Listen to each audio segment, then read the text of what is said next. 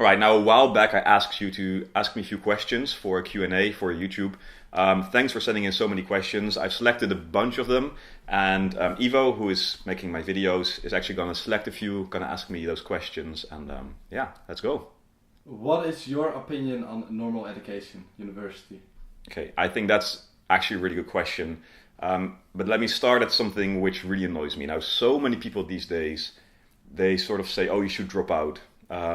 We see all these stories of young kids, young people who drop out of university or even high school, and they seem to have so much success. They have these great cars, and that inspires a lot of people to drop out. And I think that's really dangerous, and I think that's really stupid. Now, I'm not saying right now that university is great, that you should go there, not at all, but I'll get there in a second. The problem is we only see the success stories, and probably 90% of these success stories are bullshit.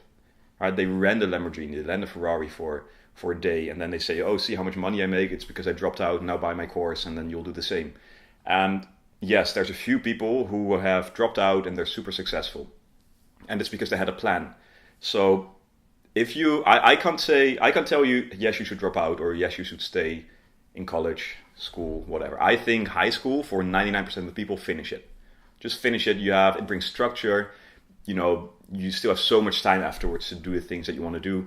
So just finish your high school. And then it all depends on what is your goal, right? Is your goal to become an entrepreneur?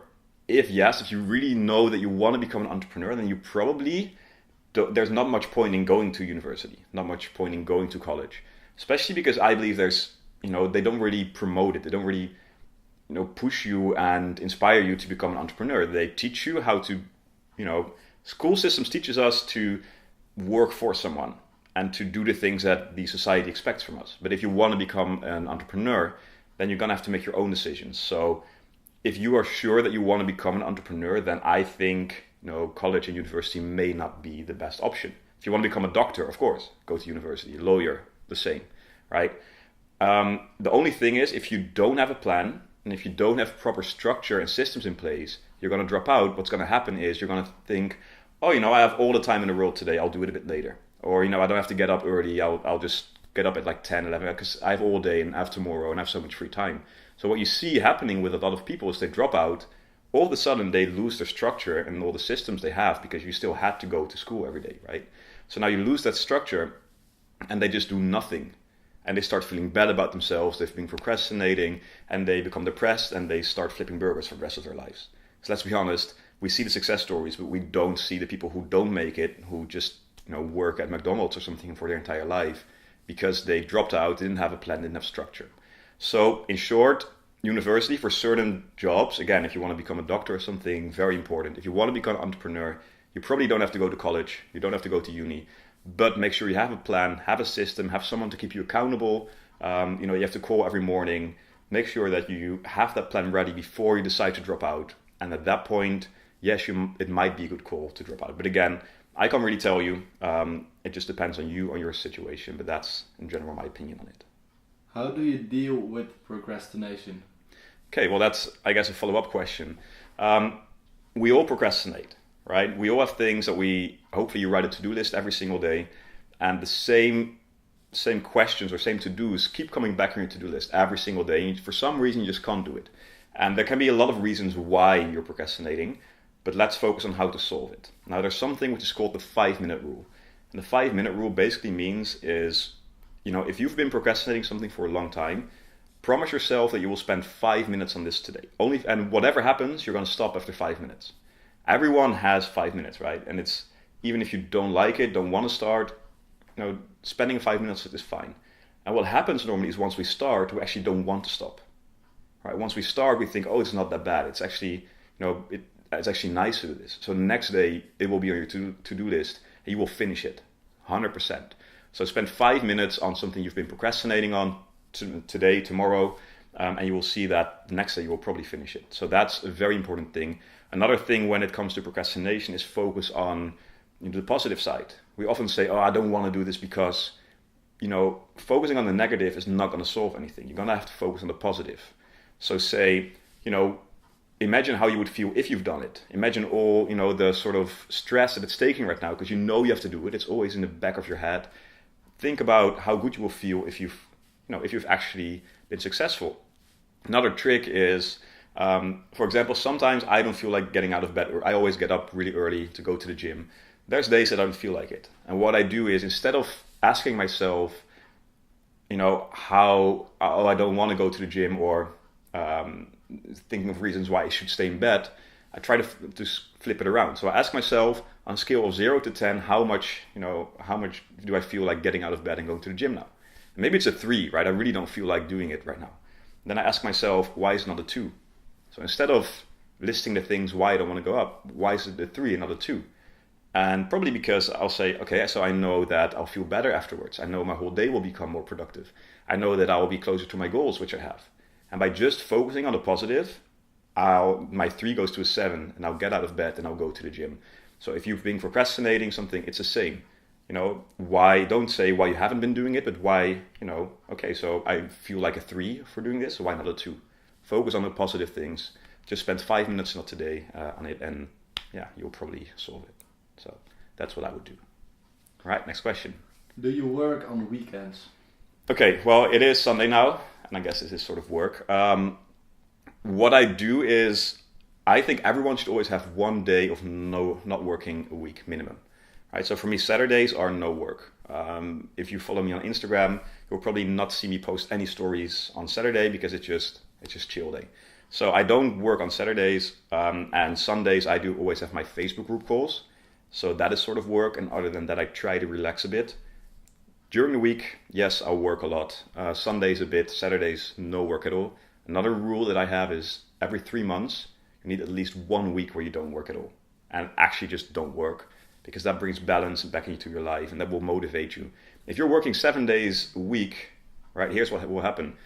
Every day you'll become a bit less productive, and you feel like you're working more and you'll get more done, but actually it's not true. If I don't work on Saturday, on Sunday I actually want to start working. I don't work the entire weekend. Trust me, on Monday I'm jumping out of my bed to make sure that I become more productive, and I'll do so much more. So it's all about balance in your life, and yeah, at least 1 day a week. No, for me, Saturdays, and on Sundays it's just the Facebook group call, maybe filming, but that's, I actually enjoy doing this. So yeah, that's what I do. Oh, wait. Go. Ivo, you had one job today. I had one job. Come on. Okay. How do you maintain your time doing business, YouTube and Instagram? Okay. No, it's sort of the same, or it's a nice question after the last one. For me, it's all about prioritizing. Now, one of the big mistakes I made last year is, and I made a video on a little stupid company I started a while back, which was selling statues. I can probably, yeah, you can show the statue. Yeah, so I started a company doing this, selling these things. And you can probably link it here somewhere, right? Video? Yeah. Here, there, whatever. So what I noticed is I lost focus, and I started doing so many things, this company, but also other bit stupid companies, my coaching business, my web development business, and all of this. And at that point, I just couldn't manage it. So it's all about prioritizing. I have restructured my software development business in a way that I don't really have to spend too much time on it. It's about 4 to 8 hours a week that I have to focus on it. And that has freed up my time to do my coaching business and to do YouTube and Instagram, which is related to my coaching. So it's all about bringing systems and structure in place, focusing on 1 or 2 things at the same time. Don't try and do 10 things. I made that mistake so many times. And I try to improve every single time. I try not to have these, there's still a few for sale, by the way, little sales pitch here. If you want to buy a beautiful dog, yeah, let me know. No, but in all fairness, prioritize, structure, systems, focus on a few things, and that's how I try and manage my time. Make a good to-do list, have your goals, and all of those things. Why are you doing business? Why am I doing business? But I don't want to work for someone. I've never wanted to work for someone. I grew up with parents who were entrepreneurs. I guess in short, I sort of saw how our life changed when my parents went from a 9-to-5 job to becoming entrepreneurs. So I always knew that that's what I wanted to do. Have the freedom, be able to, have the apartment in London and go there if I feel. If I want to go to London tomorrow for 3 days or 4 days, that's fine. I can do it. It gives me the freedom. So I guess that's why I do business in short. But it's, yeah, it's a lifestyle, and I know it's not for everyone. You have to be able to handle the stress, but yeah, I think that's the answer. Okay, how do you differ a fake entrepreneur to a real one? Yeah. So the first question was, I said there's so many people who pretend to have a lot of money. It's a huge problem, especially in the coaching business on Instagram, on YouTube. It is so many people offering courses, so many people offering coaching who have never ever done anything, in their life, offering coaching on business, and they've never run a successful business. So it's a very important question, and there's a lot of things you can do. I think that the people who truly know what they're talking about, they still do what they do, right? The best, think about Iman. I know most people who follow me follow Iman as well. He has, a course on how to build your digital marketing agency. And he has an actual agency doing, 7 figures a year. And he shows this in his videos, right? You can see the lifestyle that he's built around it. I know other people who have a course on SMMA who've never ever, maybe had one client once in their life. And you will see this, you will notice this, because they will never show client results. They will never show their office. They will never have, sure, I don't really like to flex with, expensive shit that I have. But hopefully by showing my office every now and then, by showing people like Iman around me who I've mentored, you can see that I've done what I've done. So always do your bit of research, see if they actually show results, so they actually get for their clients. You can even ask them, hey, can you show me some results if you doubt? And just follow the people who you believe actually give value. Sure, most of us are in this game to actually sell at some point. I'd love it if you would come to my mastermind, if you join my Facebook group, if you get coaching. But if you don't, I still want you to learn from my videos, because I actually think I actually really enjoy helping people, and everyone should try and help others. So follow the people who you believe give great results, give you a lot of value. People who are just trying to sell the whole time, just don't bother. They're just wasting your time. You need to focus. Your screen time on your phone should be low as possible. So only follow the people who you believe actually provide value. And if you never see any results, if you never see, there's someone who just, I'm not gonna name any names. There's someone who just said he bought 2 super expensive pieces of jewelry. You just saw him trying it on, and then in all the stories afterwards, it was never ever did he wear anything like that. So probably that's a good sign of someone who's just trying to bullshit. So that's what I would say here. What would you say is the most profitable business model for starting out in the B2B space, and why? So let's say that you don't have a lot of money to invest, right? Because that's sort of what I love is SaaS services, so software as a service, where you can create a piece of software that companies use. Like, a lot of you will probably use ClickFunnels or things like that. That's great, that's perfect. But you need a lot of money to invest to create a SaaS solution. So if you don't have a lot of money to invest, I would not do dropshipping, Amazon FBA, which is also more business to consumer. I would really focus on digital marketing. And the great thing about digital marketing is that, and of course I'm a bit biased, but the great thing about it is that you can have one client paying you $1,000 a month after, when you just start. You guys, most of you are, maybe 16 to 25, 26-year-old, the people who follow me. You guys grew up with these things, grew up with a phone in your hand. So you know how social media works. That is so powerful. Even if you're 17, 18 years old, you go to a business owner, you can say this, I grew up with this. I know how this works. And the business owner, who might be 40, 50 years old, they know that they have to do something with social media, but they just don't know what. They didn't grow up with it. So it is pretty easy to get your clients. There's a lot of good information. Again, there's also a lot of shitty people offering courses and coaching, so make sure you don't go to them. There's so much good information on how to do it. You can start without an investment, and you can just grow your agency pretty fast. It's super scalable. You can, with a small team, you can do so much turnover, and it's really cool. It is the future. So I would definitely say digital marketing. Are there any other proven methods? Didn't you used to live in America? Come on. Wait a second. Are there any other proven methods besides cold calling to reach SMMA clients? Yes. Okay. Just so you know. So you know. SMMA, so social media marketing agency, but I think most of you know. Cold calling is just one option how to reach out. And, you have cold calling, you have emails, you have audits or even fake audits. You can actually grab your phone, go on Instagram, send them a DM, a little video. You can send looms. There's so many ways. And I've actually also made a video on this, by the way. So I will also link it somewhere here, if that's possible. If not, I'll put it in the description. What I think is important for you is decide this. There's 3 things you have to decide if you think about which type of outreach you're going to do. First of all, what are you good at, right? You might be super strong on the phone, but you're shitty at writing emails. So why would you try and do emails? Maybe it's the other way around. You're just not good on the phone, but you're really good at copywriting. So why would you try and do cold calls? So what suits you? Then the second thing is geography, right? Where do you live? I know in Holland, emails actually is the best way to reach companies. But in the UK, it's calls. So depending on where you live, there might be a different strategy for you, which is good. And then a third one is the niche that you're in. If you are trying to reach, restaurants, they're probably not behind their computer the whole time. So maybe you can just even walk in, or you can call them because they're always answering the phone. But if you're doing e-commerce brands, you probably can't even phone them, but they're always behind their computer. They're setting up new ads, they're setting up, or at least that's what you're going to do. They're setting up new products, buying products online. So email is good. So what are you strong at? What works in your niche and in your country. For example, here we have a registry that you're not allowed to call a lot of people. If you call them, you can actually even get fined. So those are just things, depending on where you live, that really matter. So there's a lot of things that you can do, just see what works for you. How does the Brexit impact your business?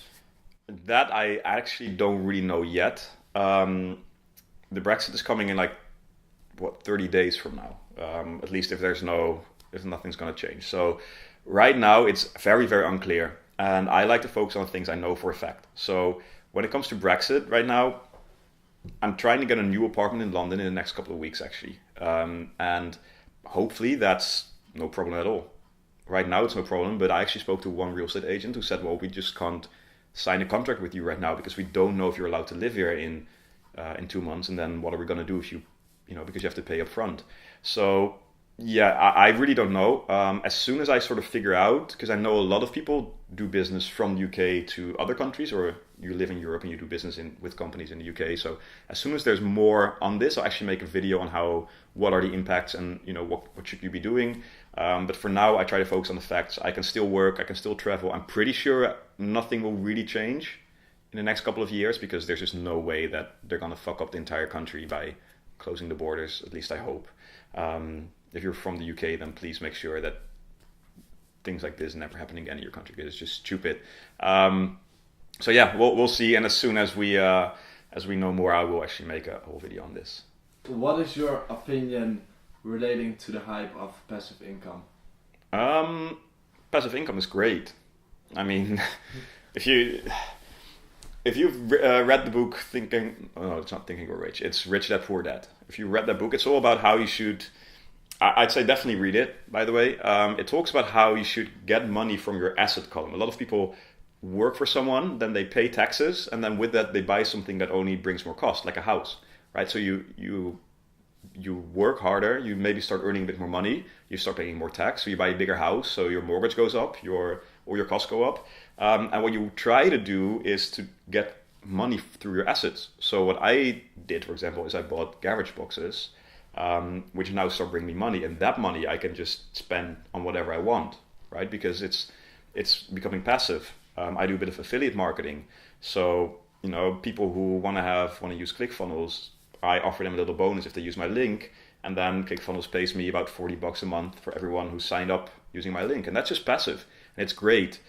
But at the same time, it is things that should be an extra. Work hard with the money that you have, invest in things that bring you passive income. And the more, hopefully I can have 20 of those boxes soon, and then I can start buying a lot of more boxes by just the passive money that it's bringing me. So it's a great way to set up for financial freedom in the long run. But at the same time, focus on things you can control, again, which is investing in your business, investing in knowledge, that will bring you more money, which will allow you to buy things like this to get more passive income. Okay, so let's end with this one amazing question. Yeah. And that's how to rich.